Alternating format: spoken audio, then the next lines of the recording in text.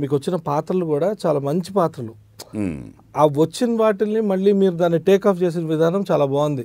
Thank you. So ఈ రెండు mix అయ్యి ఈరోజు నాగమహేష్ గారు డెఫినెట్గా టాలీవుడ్లో మంచి సుస్థిర స్థానాన్ని సంపాదిస్తూ ముందుకెళ్తున్నారు.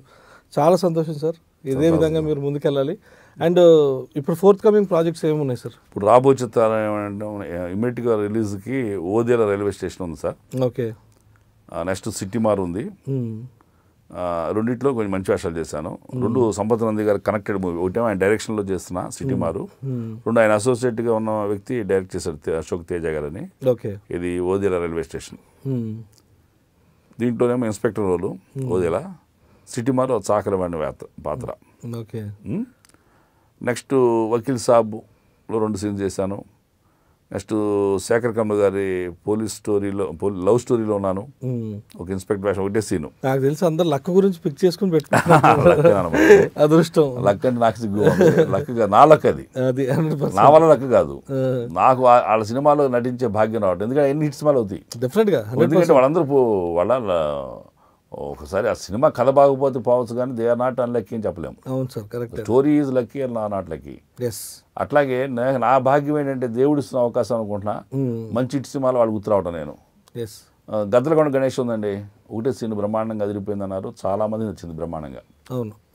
రేపు మార్నింగ్ షూటింగ్ అని వాళ్ళ ఈవినింగ్ 6కి వచ్చిన కాల్ నాకు.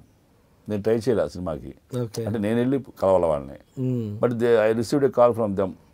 సార్ మహేష్ గారు రేపు మీరు ఖాళీ అండి అని. ఖాళీ అండి అన్నాం. ఎల్లుండి ఖాళీనే. రేపు అయితే మార్నింగ్ 5:30 రెడీ ఉండండి, కార్ వస్తుంది, రామోజీలో షూటింగ్ అని.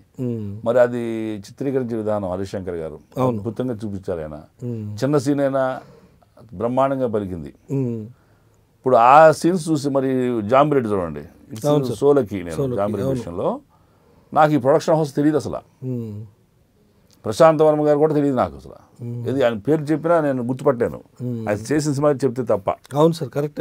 ఈయన ప్రశాంత్ వర్మ అని అన్నారనుకోండి, ఏ సినిమా చేసినా అడగాలి పక్కన మనం. అవును సార్, కరెక్ట్. అట్లా ఉన్న పరిస్థితుల్లో నేను వాళ్ళ ఆఫీస్ నుంచి ఫోన్ వస్తే ప్రశాంత్ వర్మ గారు ఆఫీస్ నుంచి మాట్లాడుతున్నామంటే, సార్ ప్రశాంత్ వర్మ గారు ఎవరు సార్ అని అడిగా.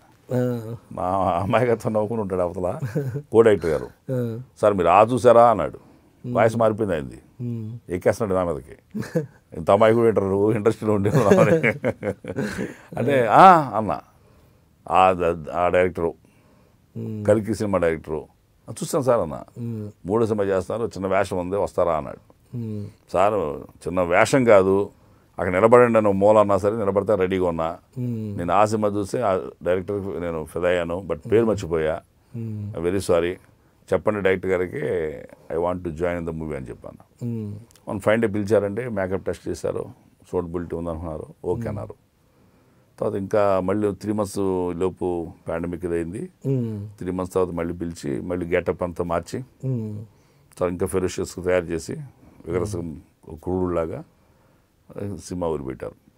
ఆ రోజు చెప్పారు నాకు ప్రశాంత్ వర్మ గారు, మహేష్ గారు ఈ సినిమాలో మీరు చిన్న పాత్ర కాదండి, మీరు డైరెక్టర్, మీరు మెయిన్ విలన్ అని. సూపర్ దండం పెట్టా. సార్ రుణపడన్నా సార్, ఏదో చిన్న చిన్న వేషాలు చేసుకుంటా రోడ్డు పక్క మెల్లగా నడుస్తున్న వాడిని పికప్ చేసి మీరు ఇండస్ట్రీలో పెడుతున్నారు ప్రముఖ స్థానంలో, మీరు రుణపడున్నారంటే నాకు కాదండి, విజయ్ గారు కో డైరెక్టర్ విజయ్ గారు దీని ముఖ్య కారణం. చాలామంది చూశాను, 15-16 మంది చూశారండి ఆయన వీరారెడ్డి పాత్రకి.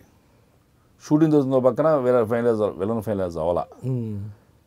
చివరికి ఆయన వేరే వింటర్ కూడా చెప్పాడు, ఆయన వేరే లాంగ్వేజ్కి వెళ్ళి చూద్దాం అనుకున్న టైంలో ఈ కో డైరెక్టర్ గారు రంగస్థలం ఖైదీ చూపించి ఆయనకి వేరియేషన్స్తో చేస్తున్నాడండి, ఇతను పర్సనాలిటీ ఉంది, వాయిస్ ఉంది, మన దాన్ని చూద్దాం, గెటప్ ఓకే అయితే తీసుకుందాం పంపిద్దాం అంటే రమ్మన్నారు.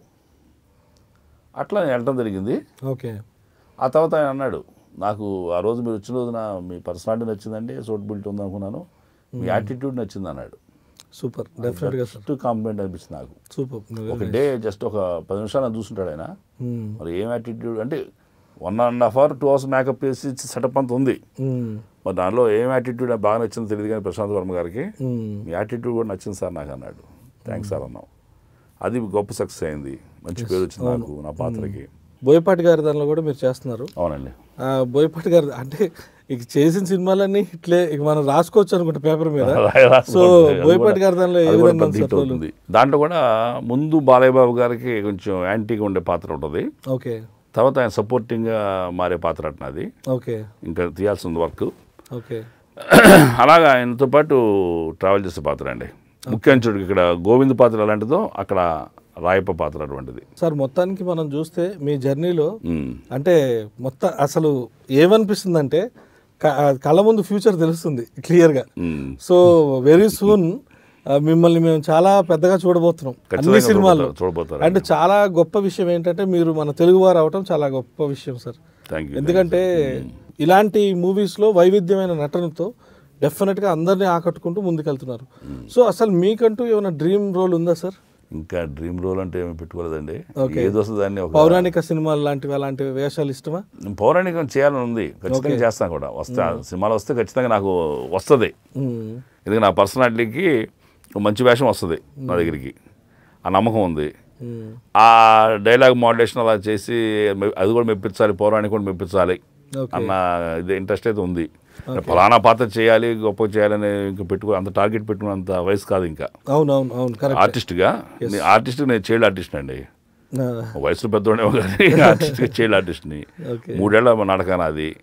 ఇంకెన్నో మంచి పాత్రలు చేసి ఇంకా బాగా పేరు తెచ్చుకొని ఇంకా తెచ్చుకొని చేయాలనేది అయితే ఉంది. లియో ఎంటర్టైన్మెంట్ ఈ ఛానల్ని ప్లీజ్ సబ్స్క్రైబ్ చేయండి, షేర్ చేయండి, లైక్ చేయండి. Please subscribe to Leo Entertainment. Please subscribe to Leo Entertainment YouTube channel. subscribe Leo Entertainment Channel. Leo Entertainment. Please subscribe this channel. Hi, నేను ఆనంద్ రంగానే. Please subscribe to Leo entertainment. ఇలాంటి interesting videos కోసం తప్పకుండా మా ఛానల్ని subscribe చేయండి.